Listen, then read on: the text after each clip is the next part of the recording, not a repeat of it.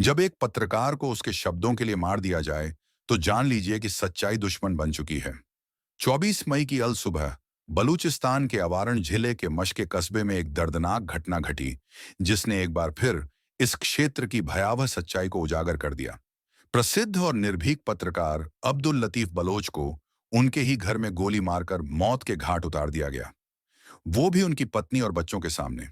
यह हत्या केवल एक व्यक्ति की जान लेना नहीं है, यह एक विचार, एक आवाज और एक समुदाय को चुप कराने की कोशिश है। अब्दुल लतीफ बलोच केवल एक पत्रकार नहीं थे, वो उन चुनिंदा आवाजों में से एक थे जो बलूचिस्तान में मानवाधिकारों के उल्लंघन, जबरन गुमशुदगियों और फौजी ज्यादतियों को निडरता से उजागर कर रहे थे। उनके लेखन ने बलूच जनता की पीड़ा को दुनिया के सामने लाने का काम किया। लेकिन पाकिस्तान में, विशेषकर बलूचिस्तान जैसे संवेदनशील क्षेत्र में, सच्चाई बोलना देशद्रोह समझा जाता है। बलोच यकजाहती कमेटी के अनुसार अब्दुल लतीफ की हत्या पाकिस्तानी राज्य समर्थित मिलिशियाओं द्वारा की गई।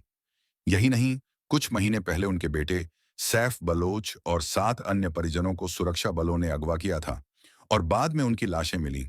यह महज संयोग नहीं, यह वही नीति है जिसे बलोच कार्यकर्ता किल एंड डंप पॉलिसी कहते हैं। विरोध करने वालों को उठाओ, मारो और गुमनाम कब्रों में फेंक दो।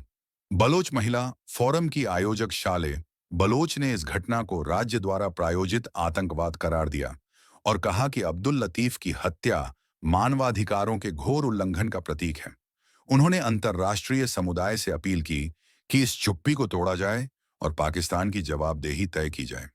इस हत्याकांड ने एक बार फिर स्पष्ट कर दिया है कि बलूचिस्तान में पत्रकार होना मौत को दावत देने के बराबर है। यह घटना सिर्फ एक परिवार की त्रासदी नहीं, बल्कि पूरी प्रेस बिरादरी और लोकतंत्र पर हमला है। आज जरूरत है कि संयुक्त राष्ट्र, अंतर्राष्ट्रीय मीडिया और प्रेस स्वतंत्रता से जुड़ी संस्थाएं बलूचिस्तान में हो रहे इन अपराधों के खिलाफ आवाज उठाएं। यह चुप्पी अब जुल्म की हिस्सेदार बन चुकी है।